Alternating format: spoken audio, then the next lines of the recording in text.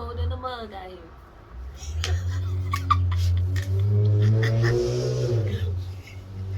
Yo, this coming from somebody that has spent what, like two winters?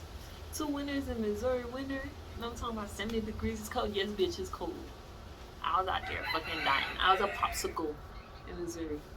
First year out. Was it the second year? How many winters did I spend in Missouri, bro? I got there in winter, too. I spent 3 winters in that shit. I don't know. I just know one of those winters was below 0. Below 0. And then my supervisor had the audacity, the nerve. That's what audacity mean, right? Oh, okay. He had the audacity to tell a nigga to go do rounds in the snow. It was like -4 degrees, negative. It was negative something. It was below 0. And then he's like, oh, you can't use the car to do your rounds. You got me fucked up. You got me fucked up.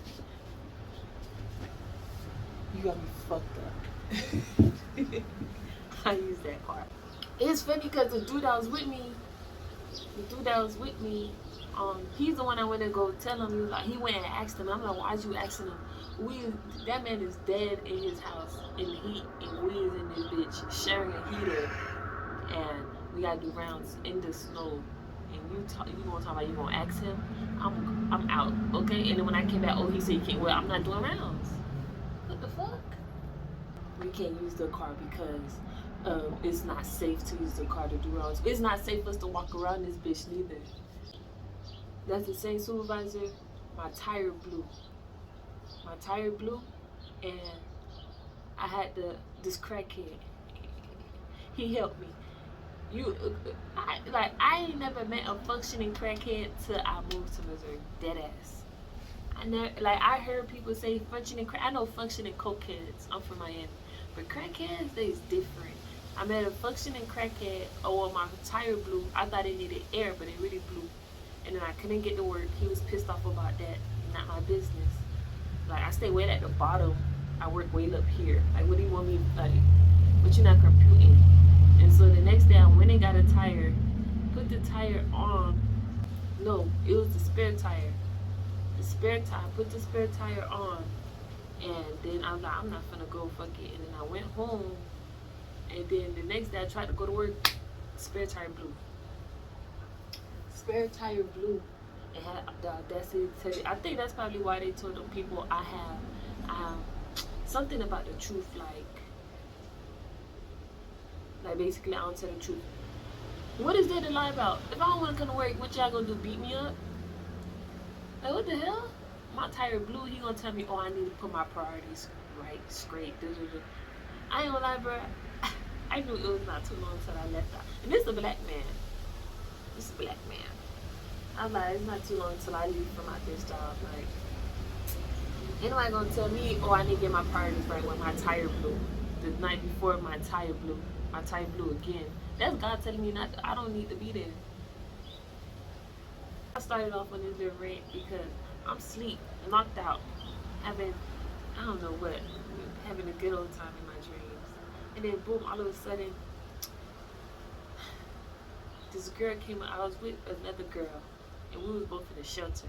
And then this girl came up that was younger than us, that was in the shelter too, and she was reading cards, and she said this is what she read for the girl's son. Basically, the son was like basically he's disappointed, he don't want to be in the shelter. The girl that I was with got mad. What you mad for? Bitch, do you want to be here? If you don't want to be here, what you think Jit want to be here for? And it's not like Jit came out and said out his mouth, the card said it. Like, you making it seem like it's his fault, they know. And what the fuck? Even if the card said that about my job, would have been mad. Like, what the fuck is that to be mad about? Then all of a sudden, I just started panicking in the dream. I just started panicking.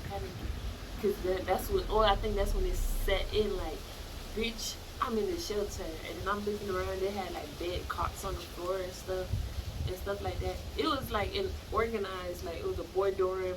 Like, it's weird. Like, I've been in that shelter, so I know how it's set up inside, so I know what I'm looking at. But we was, like, in the common room area, and I'm looking in the rooms, and they had beds on the floor and stuff. And that's when they set in, like, bitch, you in the shelter. And then that's when I started panicking. And then I had seen this one pastor that I grew up with, named Pastor Claude. I seen him, and then I turned around and I said, no, I'm not gonna go ask him for help. thought about it, and I said, nah, let me go get him because he's gonna be able to help me because I grew up with him. And so mind you, I don't never see Haitians in my dreams. And so then that's when I went looking for him. But this time now, when I go back to go look for him, instead of him being in the office now, it's like a group of people. It's mixed with Haitians and stuff like that, and they having like a conference call, and I hear them saying, "Here she go, here she come."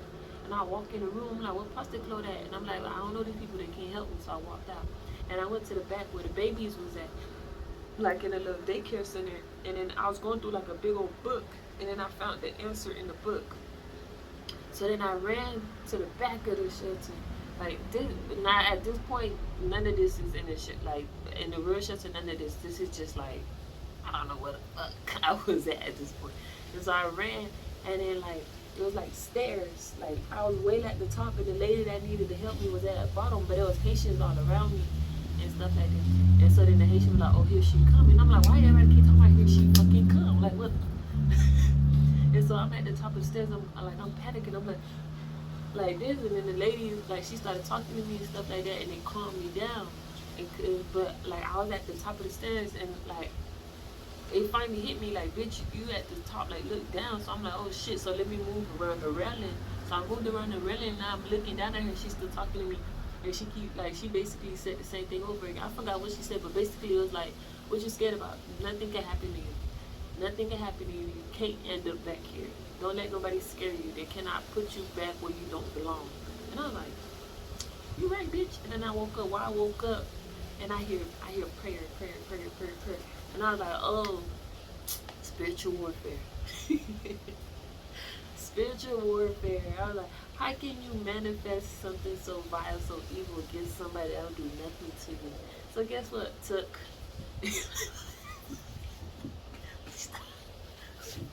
What do you think? Took. You can't do that no more. No more manifest. Like, what? Like, you was not using your power correctly. Let me help you. And then I got up to go get something to eat. And then she's sitting there watching me like this. She's thinking when she did work, it didn't. It's gonna take about 5 minutes for her to realize she can't do it no more. Then when I went to the room, they talking. Yeah, I took it.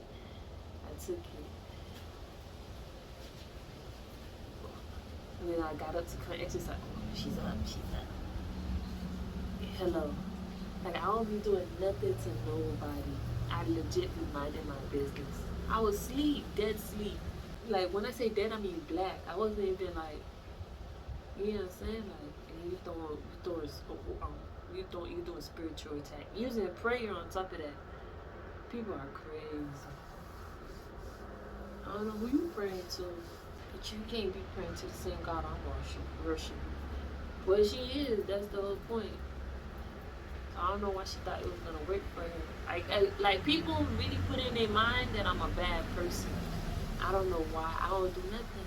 People really put in their mind that I'm a bad person. So they really think they could go to God and cry to God about it, and then God gonna come back and let my ancestors show me like, "Hey, this is what's going on." And I'm like, "What? That's what's going on?" Like, yeah, you need to handle that. I got it. And then when I handle it, then they go cry to God. Look what she did. God's gonna be like, "Remember when you did this, and that? What you thought she was doing something to you? She didn't do nothing. When you did this, she did nothing. When you did this, she did nothing. When you did this, she did nothing." It's gonna be like a whole bunch. But when you finally did this, she did this. That's the whole thing. You're not stronger than me. You hit me 1,000,000,000,000 times. I hit you once and I won. Just leave me alone. People are crazy. Let's start the workout. Puff out your chest, take a deep breath. You're gonna be okay. Is it loud in your mind? Just take your time. You're gonna be okay. Puff out your chest, take a deep breath. You're gonna be okay. Is it loud in your mind? Just take your time. You're gonna be okay. Puff out your chest, take a deep breath. You're gonna be okay. Is it loud in your mind? Just take your time. You're gonna be okay. Puff out your chest, take a deep breath. You're gonna be okay. Is it loud in your mind? Just take your time. You're gonna be okay. Puff out your chest, take a deep breath. you're gonna be okay. Is it loud in your mind? Just take your time, you're gonna be okay. Puff out your chest, take a deep breath, you're gonna be okay. Moral of the story, them hoes gonna love you for real.